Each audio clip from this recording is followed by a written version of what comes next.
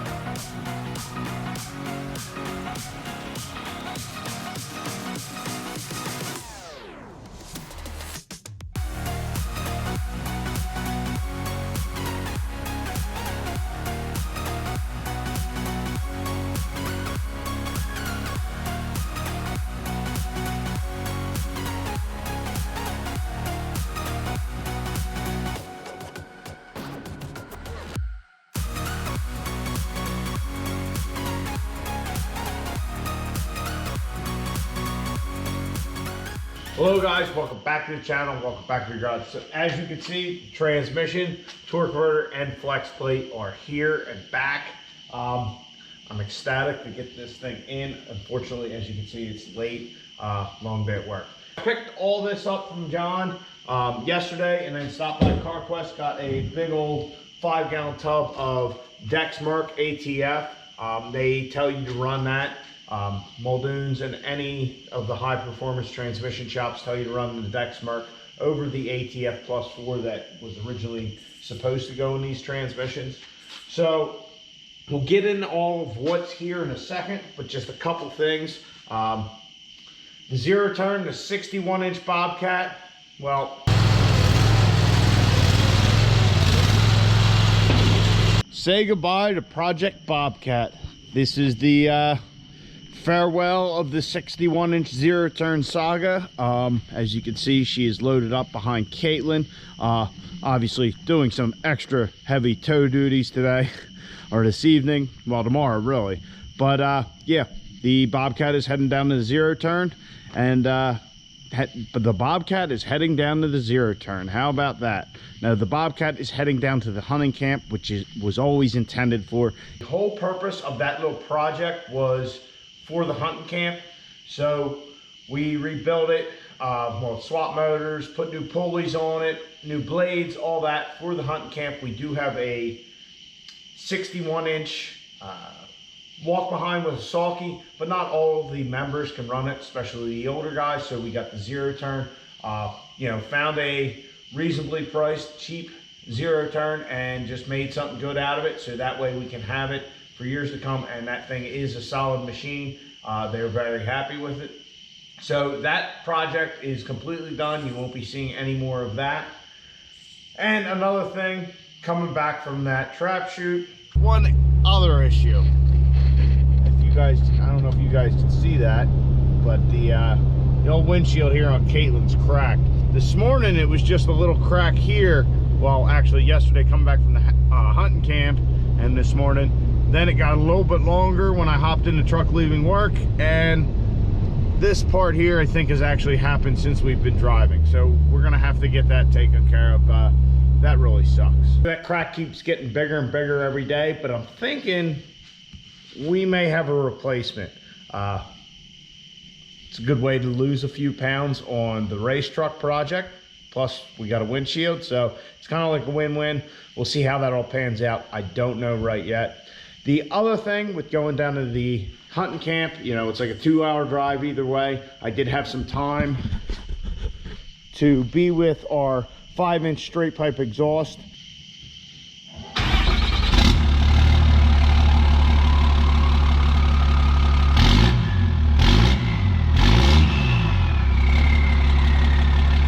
It was hot out, so I had the windows up the majority of the time, but even with the windows down, the drone is actually much less with this tailpipe section on. I can't say I'm completely in love with it, so we'll probably run, I don't know, the rest of the summer with the exhaust like this. But after that, I think the resonator's going back on. Here's our transmission, our flex plate, and our torque converter. We'll go into the torque converter last. We'll start with transmission, which we've already been through. It's got a BD aluminum pan. It is a Muldoon's transmission with a fat output shaft, fat billet output shaft. It has a billet intermediate shaft, a billet drum in the center. I believe those are the forward clutches, but there's a billet drum in the center. It's not the direct drum, the one right behind the drive shaft. It's the one in the center there. Anyhow, we also have a TCS 27 spline fat input shaft in the transmission. Now we had to get a new input shaft because here's our old, and I don't know if you guys will be able to make that out, but it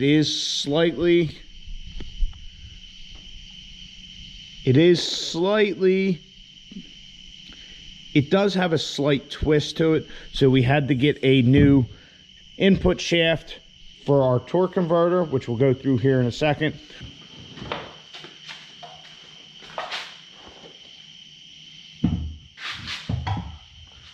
Something I did forget to say, John had said that when he pulled the transmission apart after the last torque converter failure, that the transmission was mint. He said there was nothing wrong with it. Pretty much he just had to put it back together. So the transmission's doing its job. It's holding up to the power and the abuse. The little bit we've had the opportunity to abuse it. So everything's going good there. John and Muldoon's definitely recommend in my book. John he's a great guy, and he's very concerned that you have a great customer experience, which is awesome. He always seems to be trying to innovate and come up with new ideas for him, his customers, and the industry, which I think is awesome. And I expect big things out of him and his shop. Those guys are awesome. A+ in my book.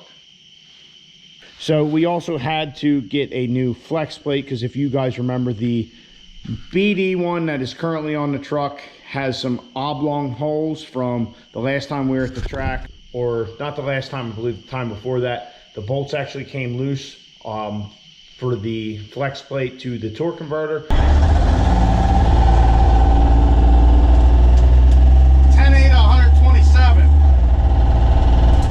And we got a bad noise.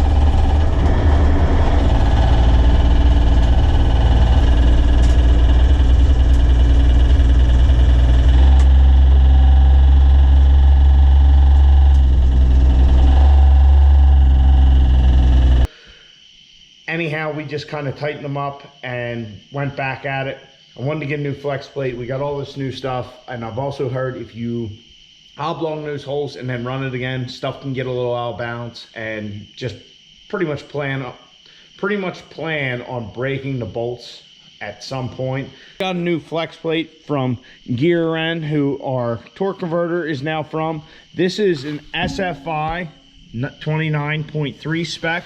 A lot of the stamped ones that you can get for cheap, say $150, they are an SFI 29.1 spec. The difference is this is for diesel applications. I think pretty much that's the difference. Is this has to be billet, whereas those can be a stamped configuration. From what I understand, to actually keep that spec, that has to be replaced every 3 years.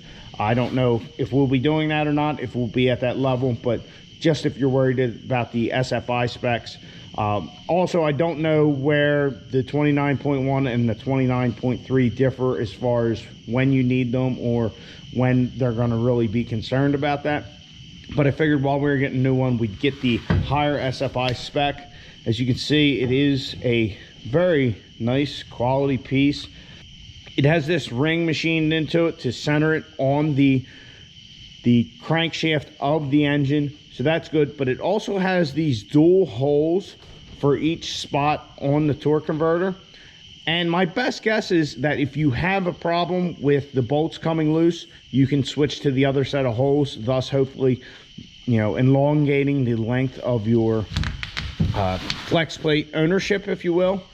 So onto the torque converter, the thing we have been waiting for. As I said, it is a Gear End or Go End. I'm not really 100% sure how to say their name, but it's Go End converter. I've never heard anybody talk bad about their converters. We did have to wait a while for it, And I'm not 100% sure of all the reasons why, but one reason is right here, fat, because it is for a fat shaft. So we actually had to, well, I say we, John from Muldoon's actually had to get a TCS impeller or stator, whatever part the input shaft goes into on the torque converter. He had to get one of those and send to Gear N, so that way they could build the torque converter. And with them doing that, they didn't want it to bind or anything, so they wanted a new shaft. So we went with Gear N. For one reason, I've never heard anybody say anything bad about them. They seem to be an industry standard. But also, even though they were worried about this with the new converter, as far as I'm concerned, we now have a spare shaft. That being said, our old converter, which has kind of proved to be unreliable, at least for us, and I've heard of other people having issues, but then again, I've heard of other people having success with them. So, you know, it's probably like a 50-50 thing, I don't know. But we could always use that as like an emergency backup with this transmission. If we get heavy in the racing and stuff like that, and say we burn this torque converter up, or we snap a shaft off in it and ruin it, we could always get John to throw a shaft in it real quick and put that other converter in and hopefully maybe go race again. That's kind of my other thinking. So this is a dampened converter where a previous converter was not. It also has a drain, and it also has extra holes on the back here. Once again, I don't know if that's the same reasoning as I was thinking with the flex plate, just so that way if you have an issue, you have another set of holes that you can use. It also had a note with it. You must use the bolts provided or immediate severe damage will result.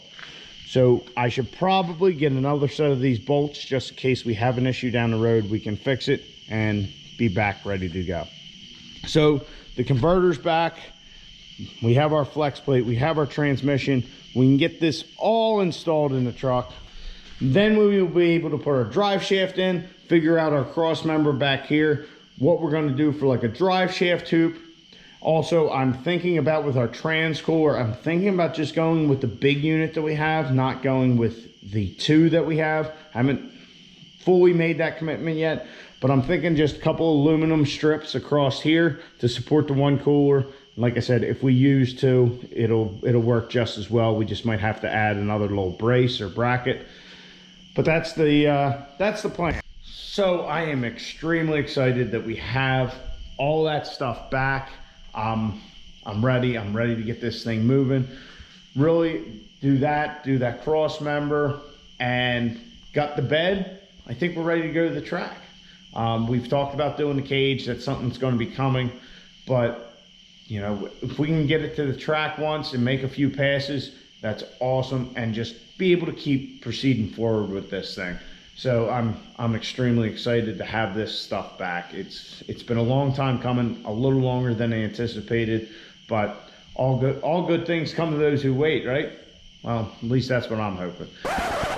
One other thing I forgot, we also have some parts coming that should be here early next week from Canada. So we're going international a little bit on the build. We're not leaving North America, but we're going international.